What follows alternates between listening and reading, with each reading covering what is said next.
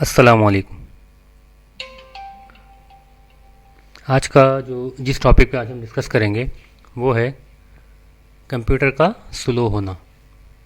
यानी जो आपके पास ऑपरेटिंग सिस्टम है, यानी जो कंप्यूटिंग डिवाइस है आपके पास, चाहे लैपटॉप हो चाहे डेस्कटॉप हो, सम टाइम ऐसा होता है कि आप कुछ दिन इस्तेमाल करते हैं, फिर आप ये फील करना शुरू करते हैं कि आपके प्रोग्राम जो हैं आहिस्ता आहिस्ता खुल रहे हैं, या जो एप्लीकेशंस आप चला रहे हैं वो काफ़ी अटक के चल रही हैं।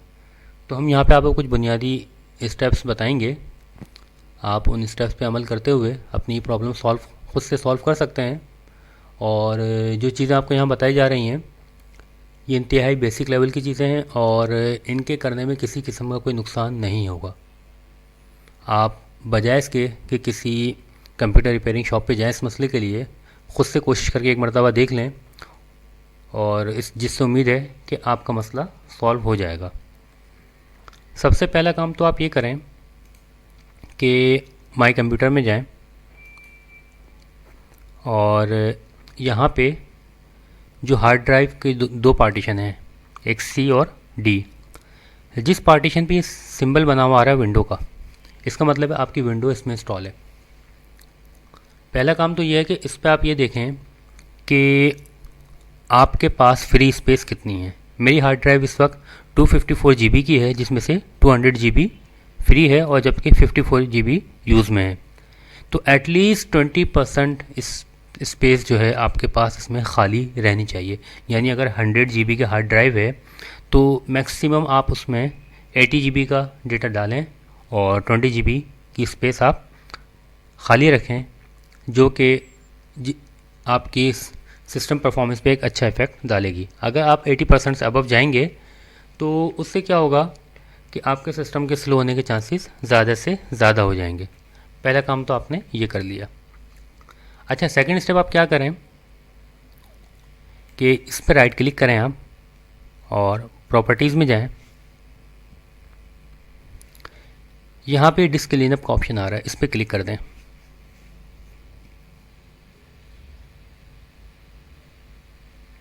ये क्या करेगा कि आपके जो सिस्टम है सी ड्राइव उसको चेक करेगा।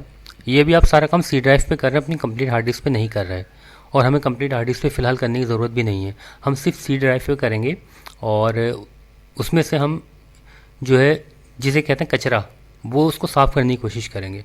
यानी जो टेम्प्रेरी फाइल्स होती हैं या अननेसेसरी फाइल्स जो मुख्तलिफ जो आपकी एप्लीकेशन चलती हैं उसके नतीजे में क्रिएट होती हैं, और जब आप उनको डिलीट करते हैं तो मेन फाइल डिलीट हो जाती हैं, लेकिन जो कुछ एक्स्ट्रा फाइल बच जाती हैं तो वो एज अ कचरा के तौर पे आपके इधर जमा होती रहती हैं और आपकी सिस्टम की परफॉर्मेंस पे काफ़ी इफेक्ट डालती हैं। इस तरह ये अननेसेसरी फाइल्स को ये जमा करेगा और आपके सामने शो कर देगा, और फिर आप उसको डिलीट कर दिएगा। अच्छा, जब तक ये डिस्क क्लीनअप का प्रोसेस चल रहा है हम एक काम करते हैं, जो इसमें ये सेकंड स्टेप था, हम थर्ड स्टेप की तरफ अभी से चलते हैं ताकि उसको भी हम जब तक देख लें। आपके पास कंप्यूटर अगर एक्सपी है तो उसमें यहाँ पे रन का ऑप्शन आ रहा होगा। आप रन पे क्लिक करेंगे तो इस टाइप का एक बार ओपन हो जाएगा जिसमें आप लिख सकते हैं, और ये विंडोज 7 है, इसमें आप डायरेक्ट टाइप करें और ये ms config और इंटर कर दें। इससे एक सिस्टम की एक यूटिलिटी ओपन हो जाएगी जिससे आप कुछ बेसिक चीज़ें मैनेज कर सकते हैं। यस किया आपने इसको, और जी जनाब, ये आपके सामने आ गई है। इस पे आपने नॉर्मल स्टार्टअप पे अगर क्लिक है तो उसको उठा के आपने सिलेक्टिव स्टार्टअप पे लेके आना है, और फिर ये स्टार्टअप पे क्लिक करना है। स्टार्टअप क्या बताता है हमें? स्टार्टअप हमें ये बताता है कि जब आपका सिस्टम स्टार्ट होता है तो उस वक्त जो स्लो होता है तो वो किस वजह से स्लो होता है कि उसमें कुछ प्रोग्राम साथ साथ स्टार्ट हो रहे होते हैं और वो स्टार्ट होने में टाइम लेते हैं, और जब तक वो स्टार्ट होते हैं तो आपको वेट करना पड़ता है। तो देखें यहाँ पे स्काइप है, यानी जब सिस्टम स्टार्ट होगा तो स्काइप भी साथ में ऑन हो जाएगा। मैं चाहता हूँ कि स्काइप को जब मुझे ज़रूरत हो जब ऑन हो, वरना मुझे फ़िलहाल हर वक्त इसको ऑन करने की ज़रूरत नहीं, मैं इसको हटा दूँगा। ये प्रोग्राम है, इसका मुझे पता है, मैंने इसको हटा दिया, इसकी मुझे ज़रूरत नहीं है। और ये प्रोग्राम है, इसको भी मैंने हटा दिया, इसकी मुझे ज़रूरत नहीं है। और इसको थोड़ा खोल के देख लें आप, और ये प्रोग्राम है, ये भी मैंने हटा दिया। सी क्लीनर, इसको मैंने हटा दिया।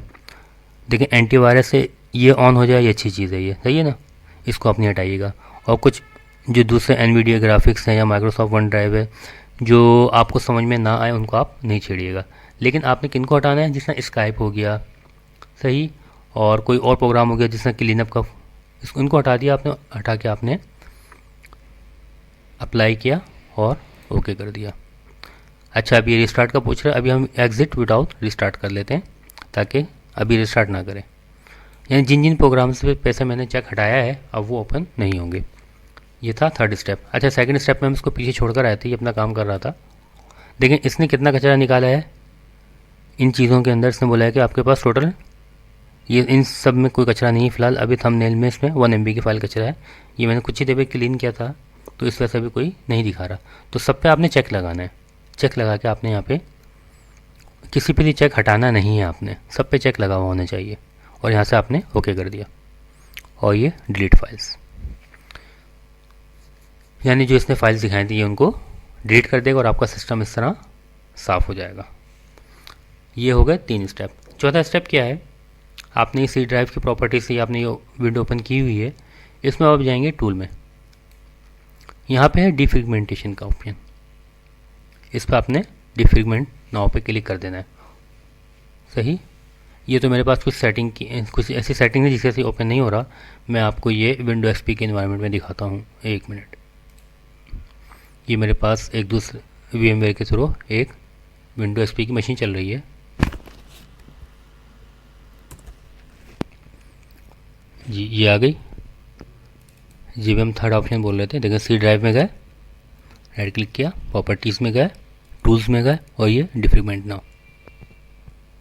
सही, इसमें भी आपने उसी ड्राइव पे क्लिक करना है जिसमें आपकी विंडो इंस्टॉल है। यहाँ से आपने सेलेक्ट किया और उसको डिफ्रेगमेंट नहीं करेंगे, पहले उसको एनालाइज करेंगे।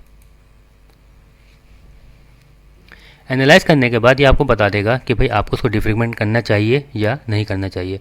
तो मेरी ड्राइव को भी ज़रूरत नहीं है करने की, लेकिन आपको अगर ज़रूरत, यहाँ पे लिखा हुआ आ जाएगा कि भाई यहाँ फ़िलहाल ये कहे you do not need to defragment this volume, और समटाइम कह देगा आपको यू हैव टू डिफ्रेगमेंट।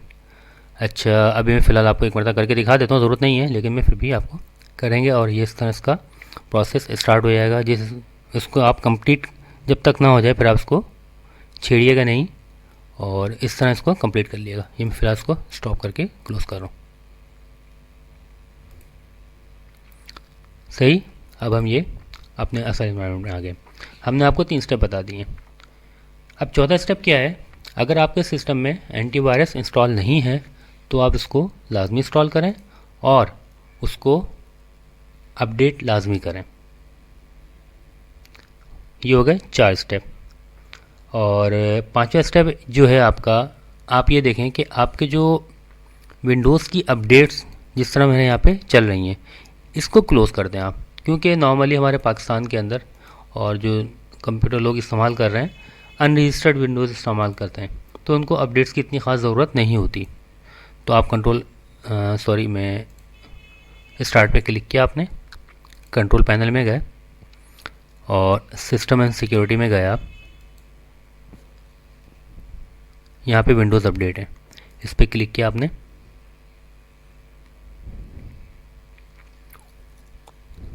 यहाँ पे चेंज सेटिंग है, इस पर क्लिक किया और यहाँ पे देखें नेवर चेक फॉर अपडेट्स, जो कि नॉट रिकमेंडेड है। आप कर दें, इसमें कोई नुकसान नहीं होता। क्लिक किया आपने यहाँ से,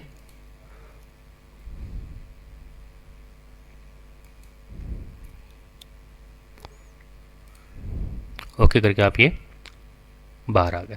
सही, ये कुछ स्टेप थे जो मैंने आपको बताए हैं और इन स्टेप्स को आप लाजमी ट्राई करिएगा। इनसे फ़ायदा ये होगा कि आपकी कंप्यूटर की स्पीड पे अच्छा खासा असर पड़ेगा। और अगर इन केस फिर भी कुछ ना हो तो फिर आपको लाजमी किसी कंप्यूटर रिपेयरिंग शॉप पे जाना पड़ेगा, लेकिन जाने से पहले एक मरतबा इसको ट्राई लाजमी करिएगा। शुक्रिया।